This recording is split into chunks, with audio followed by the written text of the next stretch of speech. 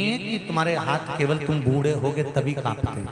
कई कई बहन बेटियों के, कई कई जवान लोगों के भी हाथ जब सीधा करवाओ तो कांपने लगता है, कंपन करता है। उनको लगता है कि हमको कोई रोग हो गया, कोई बीमारी हो गई। डॉक्टर को भी दिखाते हैं कि ये हमारा हाथ कांपता बहुत है, कंपन बहुत करता है। उसका एक उपाय अग्नि पुराण में से आप निकाल कर सकते हैं। जिनके भी हाथ कांपते हो, चाहे वो युवान बेटा बेटी हो, चाहे वो वृद्ध हो, जिनके भी हाथ कांपते हैं, हाथ में थोड़ा बहुत कंपन रहता है। और ऐसे कई लोग हैं, केवल हम उनको नहीं कहेंगे कि बुजुर्ग लोगों के कांपते हैं, बहुएं हैं, बेटियां हैं, कई काम करने वाले जो होते हैं, जिन दिन रात दुकान पर बैठते हैं, काम करते हैं, उनके भी हाथ में थोड़ा कंपन आने लगता है। महाराज, काली तिल शंकर भगवान को किसी भी सोमवार के दिन समर्पित कर देते। उस काली तिल को चढ़ाने के बाद एक बेलपत्री, एक शमी पत्र शिव जी को चढ़ाना। बेलपत्री और शमी पत्र को उठाकर जहां से पानी, शिवलिंग, जलाधारी, ये पानी बहने का स्थान, जहां से पानी नीचे की ओर जाता है, बेलपत्री और शमी पत्र को उठाकर जहां से पानी नीचे की ओर जाता है, वहां उस पत्ती को रख दे। काली तिल को वापिस जलाधारी पर से शिवलिंग के से उतार कर लेकर आ जाए और उसको डब्बी में रख लें। सुबह उठने के बाद में, मुंह धोने के बाद में, नाश्ता करने से पहले या कुछ भी खाने से पहले मुख में 2 दाने वो काली तिल के हाटकेश्वर महादेव का नाम लेकर, कौन से महादेव? हाटकेश्वर महादेव का नाम लेकर 2 दाने उस काली तिल के खाना चालू कर दीजिए। 8 दिन 9 दिन कर लो, हाथ में कंपन आना बंद हो जाएगा और आपका हाथ धीरे धीरे ठीक हो जाएगा। माताओं से निवेदन, बड़ा सुंदर भाव से फिर निवेदन करूंगा, जिसका बेटा, जिसका बच्चा मंद बुद्धि हो, विवेक काम नहीं कर रहा, बुद्धि काम नहीं कर रही, चित्त काम नहीं कर रहा, बहुत चिड़चिड़ा, बहुत उचिष्ट, विवेक काम नहीं कर रहा, बुद्धि काम नहीं कर रही। हां, यहां तक शिव महापुराण की कथा कहती है, एक बीमारी होती है जिसमें नसें शरीर की काम करना बंद कर देती है, और वो उस बीमारी का इलाज पूरे बाहर विदेश में भी नहीं है, जिसमें धीरे धीरे धीरे धीरे नाड़ियां, नसें बंद होती चली जाती है, पांव हाथ काम करना बंद कर देता है, फिर वाणी कम हो जाती है, नयन दिखना बंद हो जाता है, शरीर बेकार। उसके लिए भी कोई मंद बुद्धि है, उसके लिए भी शिव महापुराण की कथा कहती है, हफ्ते 2 हफ्ते में कभी सोमवार के दिन, भले मट्टी का बर्तन तुम्हारे घर में नहीं हो, घर में कोरा सा दिया भी हो, कोरा दिया, दिया कोरा मतलब उसमें दीप ना लगा हो, मट्टी का नया दिया, उसमें अगर आपने थोड़ा पानी भरकर रख भी दिया और उसमें गलते गलते वो पानी ज़्यादा नहीं भी बचा, 2 बूंद भी बचा है, और वो 2 बूंद भी अशोक सुंदरी वाली जगह पर चढ़ा है, और वही पानी जिसकी विवेक, जिसकी बुद्धि, जो मंद बुद्धि कहा जाता है, उसको अगर बेलपत्री के साथ में वो जल की 2 बूंद भी उसको दी जाए तो वो विवेकवान बनता चले जाता, उसकी बुद्धि काम करना प्रारंभ करती। कितना भी मंद बुद्धि हो, पड़ा रहता हो, पड़ा है, मुंह से राल बह रही है, वो बोल नहीं पा रहा, शरीर विग्रह बेकार बिल्कुल, उसके लिए भी ये कार्य करता। शिव पर चढ़ा हुआ मट्टी के पात्र का जल सुख प्रदान करता है। बैसाख के महीने में पीपल के वृक्ष के नीचे, बेलपत्री के वृक्ष के नीचे, तुलसी के पौधे के नीचे, आंवले के नीचे, बट वृक्ष के नीचे शमी वृक्ष के नीचे जल चढ़ाने का महत्व हमारे यहाँ बैसाख शिवरात्रि शिव महापुराण में मिलता है।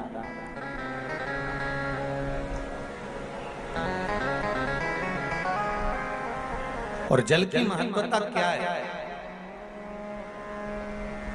महाराज, जैसे देवराज ने भगवान शंकर के मंदिर में पहुंचकर मात्र कुछ देर की शिव महापुराण की कथा सुनकर बेलपत्री के वृक्ष के नीचे अपने प्राणों को त्यागा, तो शिव के ही धाम पर चला गया, शंकर के धाम। बैसाख का महीना अगर किसी को एक गिलास पानी भी पिलाने का मौका मिल जाए ना, तो समझ लेना कि तुमने गंगा जी की 100 डुबकी लगा। ये बैसाख का महीना चल रहा है। बैसाख के महीने में मिट्टी के पात्र में जल रखा जाता है और मिट्टी के पात्र का जल शिव जी को समर्पित किया जाता है। बैसाख चरित्र स्कंद पुराण में उठाकर पढ़ना कि आखिर मिट्टी के पात्र का जल बैसाख के महीने में शंकर को क्यों चढ़ाया जाता है। अगर मिट्टी का पात्र भी नहीं हो, तुम्हारे घर में मटका हो, सुरई हो, वो भी नहीं हो, तो एक दिए में मिट्टी के पानी भर लो और वो पानी तांबे के कलश के अंदर जो पानी है उसमें मिला लो। पर मिट्टी का जल शिव जी को क्यों चढ़ाया जाता है? स्कंद पुराण के अंदर बैसाख महत्व में लिखा कि जो अधोगति में मर गया होता है, अचानक मर गया होता है, एक्सीडेंट में मर गया होता है, उसकी जीने की और तमन्ना थी, अचानक कोई बीमारी लग गई और मर गया, कोई बड़ी बीमारी लगने के कारण चला गया, उसको बहुत कुछ करना था पर मर गया। उसके लिए बैसाख महीने में शंकर भगवान को जब हम मिट्टी के पात्र का जल समर्पित करते हैं तो वो जीव तड़पता नहीं है, कहीं भटकता नहीं है। उसको गया में पितरों में मिलाया कि नहीं मिलाया, बद्र विशाल में ब्रह्म का पाली करी कि नहीं करी, कभी पिंडदान, कभी तर्पण, तिलांजलि हुई कि नहीं हुई, पर मिट्टी के पात्र का जल बैसाख महीने में शिव जी को चढ़ाया जाता है तो वो जीव कहीं पर भी हो उसकी मुक्ति हो जाती है, उसका मोक्ष हो जाता है।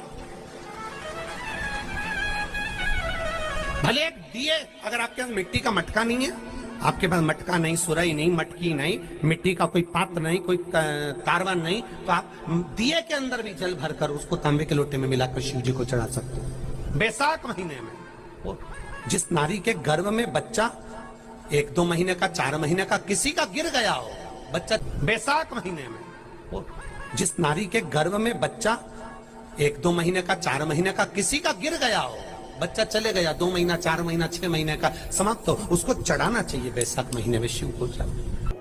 बेलपत्री का फल, उसका जैसे गुर्दा, उसके अंदर का जो भाग होता है बेल का, वो गुर्दा, उसको अग्नि में जलाकर उसकी भस्म तैयार कर कर छान कर जब जब आपके यहां विद्वान ब्राह्मण शिव जी का अभिषेक कराते हैं, पूजन कराते हैं, तो उसमें लिखते हैं पूजन के साहित्य में बेलपत्री, धतूरा, दुर्वा, ये उसमें नीचे लिखेंगे भस्म। लिखते कि नहीं लिखते? लिखते हैं ना, भस्म अभिषेक में चाहिए रहती। तब उस भस्म का थोड़ा सा भी भाग आप अगर शिव को समर्पित कर रहे हो तो ये जान लें कि शंकर मनवांछित फल प्रदान कर रहे हैं, शिव फल प्रदान कर।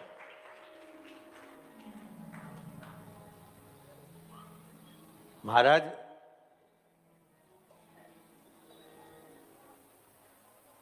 बेलपत्री के वृक्ष के नीचे बैठकर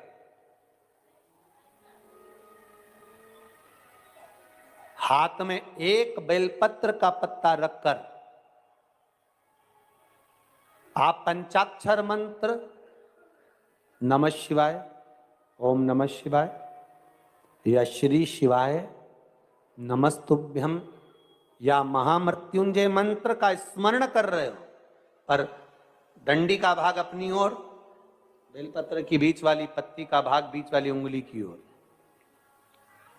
रखकर अगर आप स्मरण कर रहे हैं और अपनी कामना कर कर बेलपत्री के वृक्ष के नीचे बैठकर उस पत्ते को सम्मुख रखकर बाबा से विनय कर कर एकांत में उस बेलपत्री के वृक्ष की छांव में, बेलपत्री के वृक्ष की छांव आप कामना कर कर उस पत्ते को शंकर भगवान के ऊपर समर्पित कर रहे हैं, तो ये जान कर रखें कि पार्वती और शिव का मिलन करवा रहे हैं और अपनी मनवांछित फल कामना पूर्ण करवा रहे हैं। क्योंकि शिव और पार्वती का जब मिलन होता है, शंकर पार्वती जब एक दूसरे के सम्मुख में होते हैं, शिव और पार्वती जब एक दूसरे के सामने अपने बच्चों के कारण एक दूसरे के सम्मुख में आते हैं, तो उनके चेहरे पर प्रसन्नता का भाव आ जाता है।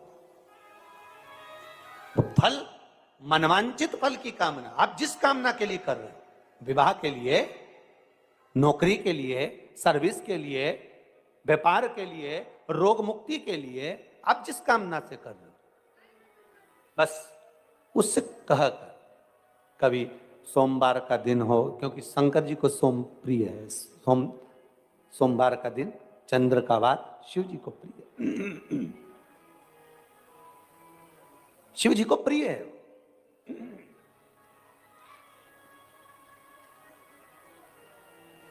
किसी ने पूछा, गुरुजी शिव जी की प्रियता चंद्र में?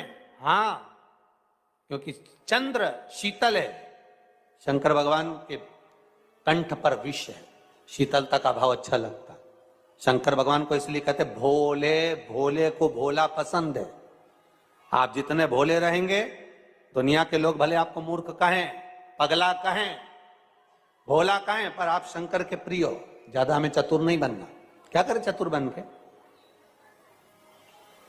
बेलपत्री के वृक्ष में जो बेल लगा हुआ है, जो फल लगा हुआ है, उस फल की मुझे महत्वता श्रवण करती है। लिंग पुराण कहती है, महाराज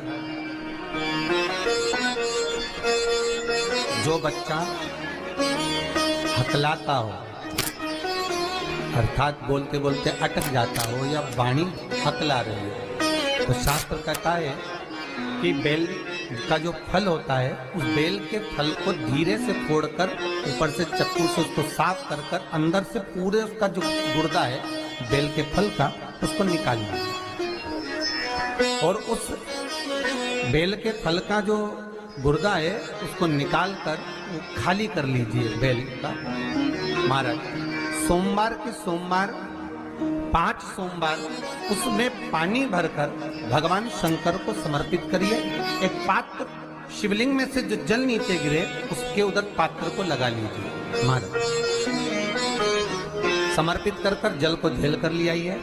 जो व्यक्ति वाणी से हकला रहा हो, उस व्यक्ति को वो जल भगवान शंकर का जो शिव महापुराण का मूल मंत्र है, श्री शिवाय नमस्तुभ्यं, उस मंत्र का जाप कराकर धीरे धीरे बुलवाते हुए उस पानी को पिलाना प्रारंभ कर दीजिए। केवल सोमवार को ही करना है और सोमवार को ही पिलाना, इसके सिवाय नहीं करना। महाराज जैसे मंत्र बोलते जाए, श्री शिवाय नमस्तुभ्यं बोलते जाए और धीरे धीरे उसको पानी पिलाते जाए। श्री शिवाय नमस्तुभ्यं बोलते जाए और पानी पिलाते जाए। महाराज धीरे धीरे आप 5 सोमवार करोगे, उसकी वाणी में अटकना बंद हो जाएगा। धीरे धीरे उसकी वाणी श्रेष्ठता की ओर अग्रणी होगी। तो बीले की महत्वता भगवान लिंग पुराण के अंतर्गत वर्णन कर रहे हैं, भगवान शिव कह रहे हैं। स्कंद पुराण के अंतर्गत, लिंग पुराण के अंतर्गत, नर्मदा पुराण के अंतर्गत, शिव महापुराण के अंतर्गत कि जो बीला है, इस बीले की महत्वता, इस बीले का सुख क्या है। तो क्या कहा महाराज जी? भगवान शिव कहते हैं, हरि पार्वती 1000 अश्वमेध यज्ञ में अग्नि कुंड के अंदर पूर्ण आहुति पर जो गोला समर्पित किया जाता है और एक बेल, एक बीला बैसाख महीने में जो मुझे समर्पित कर देता है, उसको 1000 अश्वमेध यज्ञ का पुण्य फल प्राप्त हो जाता है। मात्र एक बेल।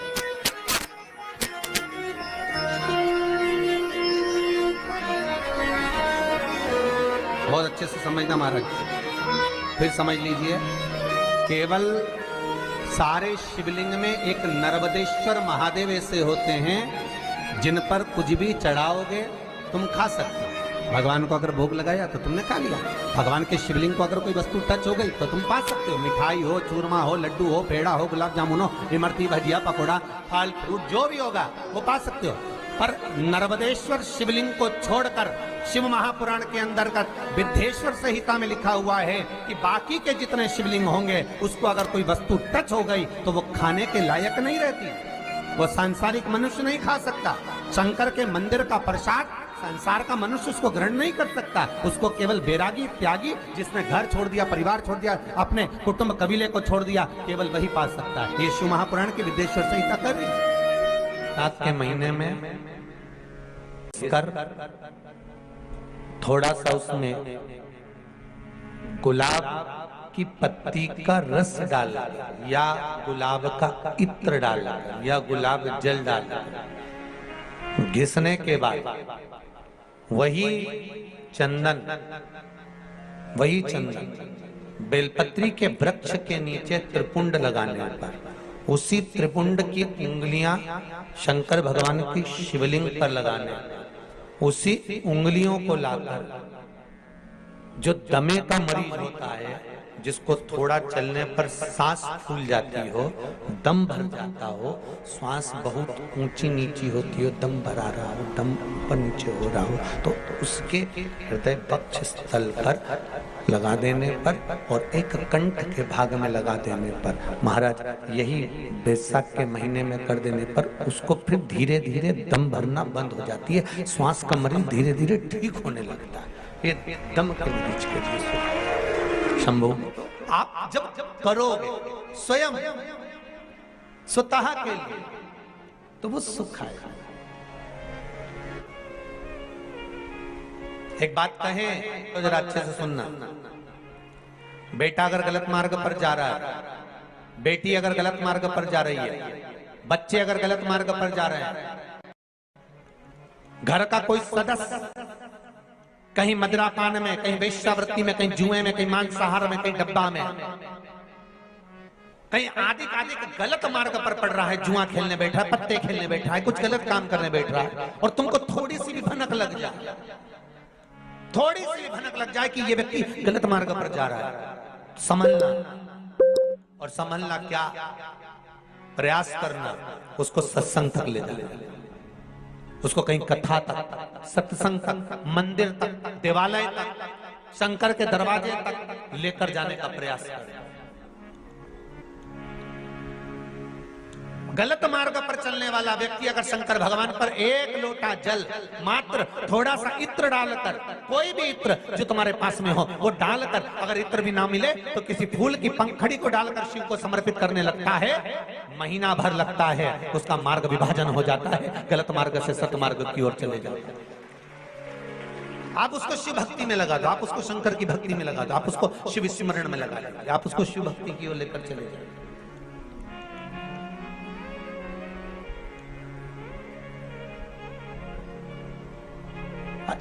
जितने प्रयोग बताए जाते हैं, जितने यहाँ से उपाय बताए जाते हैं, ये उपाय, ये प्रयोग, ये सारे जो प्रयोग हैं, उपाय हैं, ये ध्यान देना, ये दूसरों से कराने के नहीं, अपन को खुद को करना पड़ते हैं। जो गलत मार्ग पर चल रहा है तो वो खुद करे। रोज शंकर के मंदिर में प्रतिदिन जाने वाले को और एक और चीज अपने स्मरण में रहे, अगर शिव के मंदिर नहीं जा सकते तो अपने घर में जो शिवलिंग है उस पर जल चढ़ाओ, और यदि आप अपने शंकर के घर में शिवलिंग पर भी जल नहीं चढ़ा पा रहे हो तो किसी बेलपत्री का वृक्ष हो, उस वृक्ष के नीचे भी जल चढ़ाओ। और कभी मौका मिल जाए, कभी भगवान शंकर की बड़ी करुणा हो जाए, भगवान शंकर की बड़ी उदारता हो जाए, भगवान शंकर की बड़ी कृपा हो जाए, बड़ी कृपा हो जाए, भगवान शंकर जिस दिन तुम्हारे ऊपर बहुत बड़ी कृपा कर दे, किसी सोमवार को 3 नियम बना लो। जिस दिन मेरा भोले बाबा तुम पर कृपा कर दे उस दिन सोमवार का एक नियम बना कि महीने का एक सोमवार मुझे ऐसा करना है, 3 नियम धारण करना है महीने के सोमवार को। पहला, सुबेरे जाकर शंकर भगवान को 1 लोटा जल चढ़ाना है। दूसरा, दोपहर के समय पर जाकर मुझे बेलपत्री के वृक्ष के नीचे एक चावल का दाना रखकर बेलपत्री की 7, 11, 21, 108, 51 जितनी परिक्रमा आप लगा सकते हो वो लगाना है। और तीसरा, बेलपत्री के वृक्ष के नीचे और शंकर के मंदिर के दरवाजे पर मुझे एक घी का दीपक लगाना है। बस ये 3 नियम जिसने महीने में एक बार ले लिया, समझ लो उसको पीछे हटने की जरूरत ही नहीं, वो आगे ही बढ़े। महीने के किसी एक सोमवार का ऐसा नियम बना लो कि मुझे 3 नियम धारण करना है महीने के किसी भी एक सोमवार को। हम ये नहीं कहेंगे कि तुम सोमवार 5 पढ़ रहे हैं तो 5 को करो, 4 पढ़ रहे हैं तो 4 को करो, 3 पढ़ रहे हैं तो 3 को करो। तुम तो महीने का एक सोमवार का नियम बना। और मेरी दीदियों से, मेरी बेटियों से जो विदेश में रह रही हैं, जो कहीं बाहर रह रही हैं, कहीं बड़े शहर में रह रही हैं, जो रोज मंदिर नहीं जा सकते, हर किसी महीने के एक सोमवार को भी ये नियम निर्धारण थे, तो उनसे कहेंगे कि 3 महीने में एक सोमवार का नियम बना लो। 3 महीने में नहीं बना सकते तो 6 महीने में एक सोमवार का नियम बना लो। और 6 महीने में नहीं बना सकते तो 1 साल में एक सोमवार का ऐसा नियम बना लो कि मैं साल का एक सोमवार ऐसा रहूंगी कि सुबह सोमवार के दिन मंदिर में जाकर जल चढ़ाऊंगी, दोपहर में जाकर बाबा को एक अक्षत का दाना रखकर, अक्षत का मतलब है कि बाबा मेरी दिनों दिन उन्नति करना। बेलपत्री के वृक्ष के नीचे जो अक्षत रखा जाता है वो उन्नति के लिए रखा जाता है। शंकर के शिवलिंग पर जो अक्षत रखा जाता है वो रोग मुक्ति के लिए रखा जाता है। अशोक सुंदरी पर जो अक्षत रखा जाता है वो संतान प्राप्ति के लिए रखा जाता है। षडानंद कार्तिकेय की ओर जो अक्षत रखा जाता है वो हमारे बच्चों की सुख समृद्धि के लिए रखा जाता है। विनायक की ओर, गणेश जी की ओर जो अक्षत रखा जाता है वो हमारे घर में कोई मंगल कार्य आ जाए उसके लिए रखा जाता है। और जो पीठिका होती है जिसपे शिवलिंग रखा होता है, पार्वती जी का हस्तकमल, उस पर अक्षत रखा जाता है तो नारी के अखंड सौभाग्य के लिए रखा जाता है। अक्षत रखने का भी तरीका है। एक चावल का दाना कहाँ रखा जाता है, क्यों रखा जाता है, कैसे रखा। अब कई लोग कहते हैं गुरुजी ये शिव महापुराण में आप ये नियम बताते हो, तरीका बताते हो। हम तो उनसे कहेंगे डॉक्टर के पास जाओगे तो डॉक्टर भी गोली लिखकर ये नहीं कह देगा कि ये सारी गोली एक साथ खा जा। डॉक्टर भी कहेगा ये